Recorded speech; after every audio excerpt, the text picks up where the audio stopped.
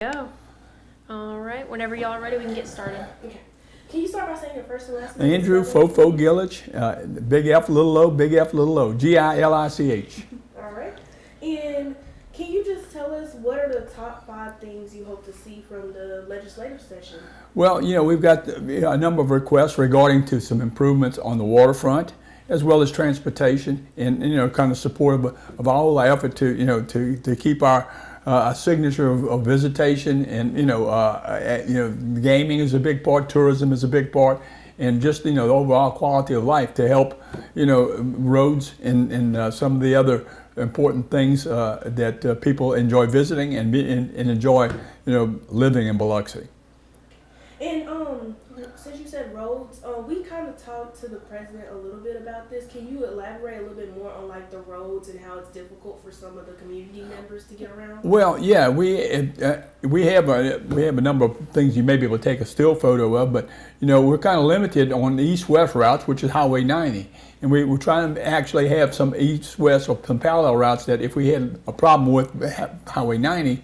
That would include a couple of, additions and maybe new roads along the railroad tracks, which runs east-west down here, and to have alternate east-west routes, as well as, we're a peninsula. Biloxi is surrounded 3 sides by water, and we have to cross a number of places, but there's some smaller bridges, 2-lane bridges. With the increase in traffic and population, they need to be bigger, and without the ability to have to open up, we have drawbridges that have been problems, and those are expensive propositions. But if you travel Interstate 10 going east and west and you want to get to our peninsula, you got to cross one of these bridges. We do have to have an expanded non-opening, a drawbridge that would go over all the marine traffic. And that's a big concern as far as having more capacity to move people, to and fro work and to and from, the hotels and gaming sites and so forth. And what are you hoping to see the most from the upcoming state legislative session? Well, again, we've asked some requests on things that would involve the tourism and the waterfront, beach, boardwalks, and some of those enhancements to the waterfront, and as well as just some of the normal enhancement to the tourism scene. We have a number of festivals, a number of events. We have 50 or so special events. I talked a little bit about cruising the coast and maybe the Mardi Gras, and those things require support of the police and fire to make those things friendly and graceful and people wanting to come back. So to be able any of these things that require I guess everything costs money, so the dollarization and maybe a little bit more direct revenue support from the visitation, the people staying in hotel rooms and those kinds of revenue opportunities, what we'd be looking for. Maybe a little bit more of occupancy support, and when it comes to tourism, to support our people who visit Biloxi. Okay, and with that, is there any like infrastructure projects that you guys are looking forward to in the upcoming year? Well, we're asking a little bit about this northwest corridor, north-south corridor, as well as an east-west corridor, which would require some support. But these are all multi-year. You're not going to get it all in one year, and you maybe have to, we're trying to do some things with the expansion of our ports and harbor, and those all require, hopefully you can get some this year, but we've got about $1 million worth of requests for the enhance a couple of sites, waterfront sites, and it's been, last year was kind of difficult because some of these funds were not doled out. So we're hopeful that I think a couple of the marine projects that will try to secure that funding. Do you know like an estimate of how much you would need for that? Well, those 2 projects, about $500,000 each, to build a pier and to build some of the tourism and marine, experience, to launch your boat, to tie your boat up, or to walk out over the water and experience that. And that's for everyone, inclusive of tourists too. And what were the most notable concerns you saw within the county this year? Well, this past year, from a legislature, they kind of did not come up with any tidelands or some of these other buckets of funding. They weren't actually. I guess the legislature was unsure of what they should do, and they wound up doing nothing. And so we're hopeful that gets back on track on some of the requests that we've there's 4 or 5 buckets of opportunity when it comes to funding that we're hopeful they'll see some requests that we've had and see some value and give us some support there money-wise. And what were the notable improvements this year? Well, again, we survived this year, without any major events that would require, I'm talking about hurricanes specifically. And we were very fortunate this year, so there wasn't any immediate dollarization that would require us asking for support. But who knows what will happen next year? But again, some of these projects that we've identified that have some benefit, cost versus benefit is always a big thing that you need to prove to the legislature that this is worth doing. This is the most value, bang for the buck that you can get out of this request for funding. So. And how did these concerns, if any, impacted the community? Well, again, the community needs some of these things that you talk about tomorrow, but it usually takes years to do, not only to plan it, but to build it and to implement some of these, these projects. It takes multiple years, but you got to get it started somewhere. And before you get started, you got to have an assurance of funding. Mm-hmm. Like you build a bridge, it's going to take 5 years to build a bridge from design to where it is. But you can't even start it till you're assured that you have some opportunity to fund it and build it. And what is, never mind. How can the state help to alleviate any issues for the upcoming year that you might have seen from this year? Well, again, some of the funding requests for funding are partnering with a lot of times. You ask for $1 million and they say, well, you need to, you put your $1 million in, or we'll put our $1 million if you put up 20% of it. So that means, you have some matching funds. That's always a challenge. And sometimes it's 80-20, sometimes it's 50-50. And then that means that our city council would have to evaluate whether we have that 20% or whether we have that 50%. So those are always challenges. And if funding falls short, which projects or services will be most impacted? Well, again, we don't fall short a lot of times, but we actually don't get it started. So the impact is the more critical projects you push forward first. Like the roads and bridges are very critical, and the ability to get those started and ongoing, that's always critical. If you lose a bridge, then that really causes a lot of pain to someone. You can't cross that bridge, or you can't go to school, because a lot of the people on the peninsula can't get across to go to the high school or to junior high. So it's always, you lose some corridor, some way that you get to and fro different places, then it causes a lot of, you go to Gulfport or go to Ocean Springs to get around or to get across a bridge. That's where the concern is. And what have you seen from the community, like their reactions to those type of road problems or issues? Well, if you're stuck on a bridge, if you've ever been stuck on a causeway for an hour because there was a wreck, and it's just a 2-lane bridge and you can't clear it, so that's where you hear from it a lot. Okay, I was stuck on that bridge, or I couldn't get to work. And there's not so many times where a water main is broke and you can't, you have to borrow your water. That's always a big concern. But we've been fortunate, and we didn't have a lot of those kinds of events, but we need better roads and better access, and that will kind of fall in line with people wanting to visit here more, and then new jobs. That's all. Infrastructure really brings restaurants and opportunity on highways. You've seen that as you drive Interstate 10 and even US 90. So those are the impacts of if you don't get the funding and do the projects that you want, that you might not see the growth, and therefore the tax, the revenues that you generate through growth, then we're not going to get there. And has there been any water restoration issues here? When you mean water, as far as the drinking water, no, we have deep well down in Biloxi. We have a lot of deep wells, and we're not impacted by surface water where many communities are. Our wells are really, really deep, and we've got a very good distribution, and actually the ability to process wastewater too. So if you can't flush the toilet the right way, then things not only get backed up, but not very very pleasant. But over the course of time, we've since Hurricane Katrina, we had $340 million worth of infrastructure repair money from the federal government as a result of Hurricane Katrina. We've been working that since that time, and I've been actually, since I became mayor in 2015, been working part of that $344 million project every day. We've done about $300 million of that. We have 2 of the 14 different projects done. I'm getting there about the sewer. It usually goes underground, and if the heights and so forth, you have to do what we call lift stations, where you have to lift up the wastewater and then pump it.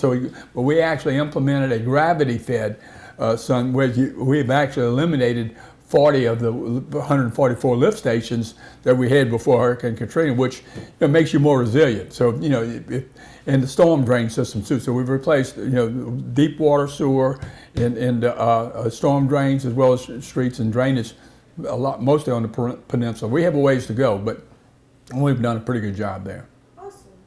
And my last question is, what resources do you want the legislature to prioritize for growing counties, like cities and counties? It's all, we're 250,000 or so in Harrison County, made up of parts of what is just county, but there's 5 municipalities. So most of the people that live in Harrison County live in one of these incorporated: Biloxi, Gulfport, D'Iberville, Long Beach, and Petrosian. So it's kind of growing, the county as well as in the city. So we all kind of fit together, and we have 2 forms of government. The county government, I think you just interviewed one of our supervisors, Nathan Barrett. So we kind of work together. So we've got a number of entities. Their board of supervisors work with our city council and our administration to figure out, we can partner together on some roads and some projects that make sense to do. Do you have any?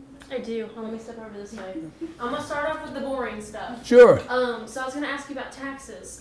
We know, or I know that I believe it was a year or so ago, Mississippi implemented statewide the internet sales tax.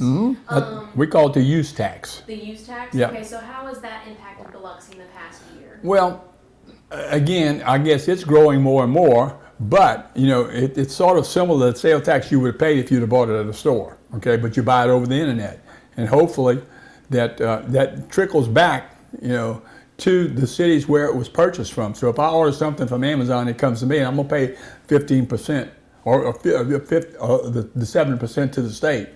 Now, if you do that in a store, of that dollar you pay to the state sales tax, we would get 18.5 cents back, okay, as a diversion. On the use tax, we only get 15 cents back. So that's a little,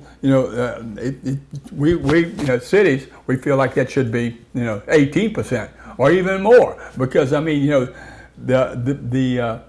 sale was within one of your corporate city limits or your county. So that was just a little bit of, we like that a little bit better. But again, it's growing because more people are buying through Amazon and some of these other opportunities. But that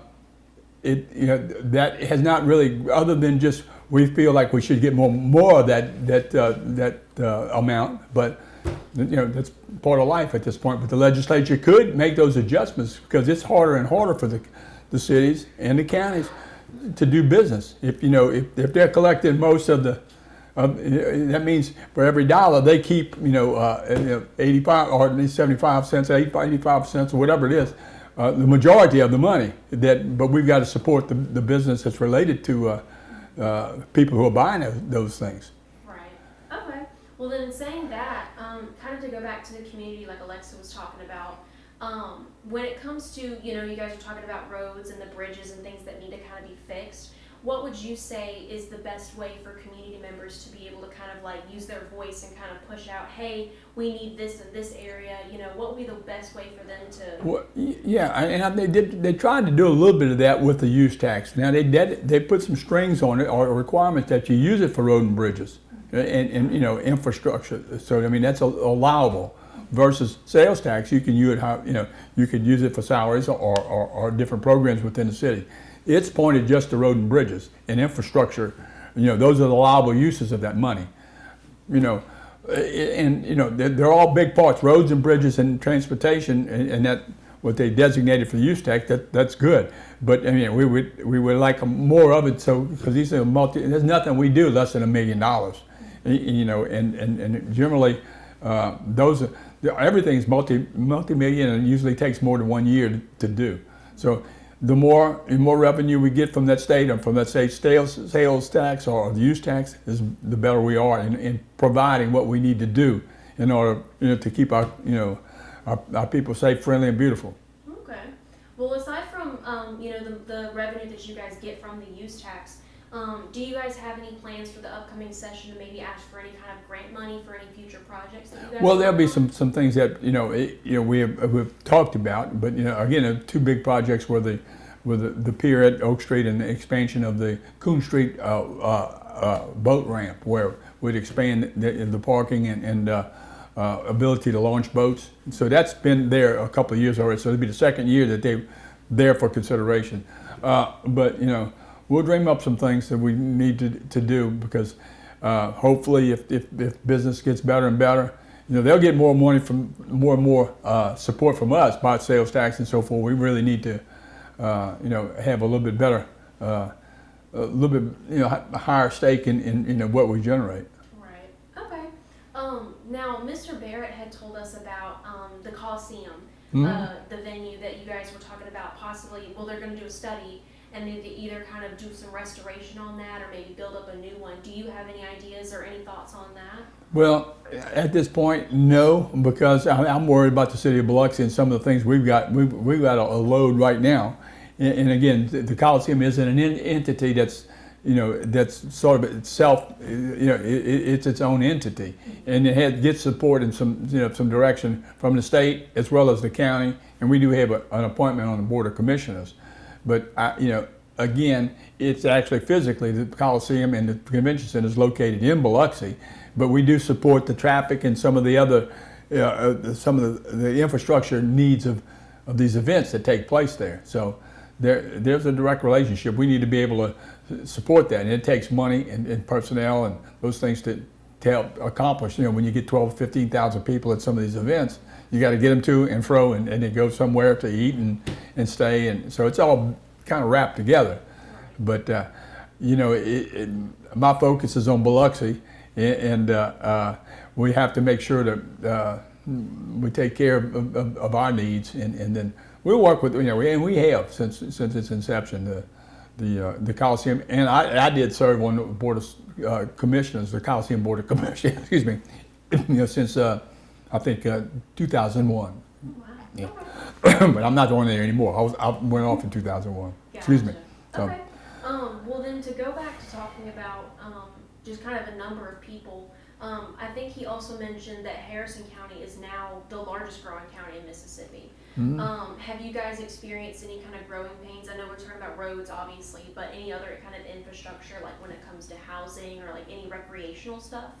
Well, again, we are growing, and I'm not sure where the next census will be, but I know, just from looking at housing starts, and we got maybe 2,000 new houses coming in, and there'll be people staying in, they'll be being sold. So we're going to grow just based on the things that are on the drawing board now. But we're always looking for more visitation. We've got 4.3 million visitors a year, and if you look at the weekends and some of the the casinos and those hotels, we're almost full on the weekends. So I got another, and during the week too. So if you figure we have 7,000 hotel rooms, 4.3 million visitors, that means we've got about another 50,000 people. Although we're only 50,000 people in population, we got another 50,000 people that we support. So it's more than it's more than when it's apparent to you that I got to support 100,000 people, not 50,000 people. Okay. Well, then I guess overall, how do you personally feel about the upcoming state legislative session? Well, we're hopeful. Like I said, we hope they see things our way as we pitched it, and I'm sure there'll be some legislative receptions and sort of lobbying that you need to take place to make sure they understand what you need and why you think it's a good bet for them to invest in. So that's always not a trick, but a task to say, okay, this is why we need this money. Mm-hmm. Okay.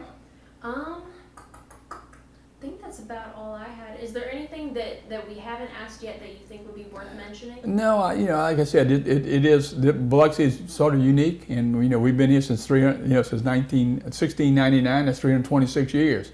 So as far as who was here first, Biloxi was here a lot before Mississippi, as I always say. But that's not to say hey, we're part of of this state, and I think we've got a good reputation. At least South Mississippi has its own character and its own signature, so to speak. So we're happy to be where we are, and we could always use support. Everybody can use some of those dollars that are sent up to them, and we put them in a good use. Okay. Well, I guess that's anything. Do you have any other follow-up questions? No, I don't. But I do have a question kind of off topic. I'm not going to lie. So do y'all have public board meetings like open to the community? Yeah. This like I said, on the first Tuesday of every month, in that room, there's what they call a public session that would actually say anything you want for 3 minutes. Okay. And then we have 3 times a month. One at 6 o'clock on the first Tuesday is always 6 o'clock at night, so people that get off work, can get here. And then the third Tuesday and the fourth Tuesday, we'll have a meeting again, and that's always open to the public. Okay. So next semester, I'm gonna be the Southeast Mississippi planner, and I was curious to see if I would be able to come and Sure. sit in on those sessions. Sure. Okay. Cause I'm gonna keep in contact with you as well, just to Mhm. So I was glad that I was able to do this interview. Good. Well, we're happy to do that, and everything's open, and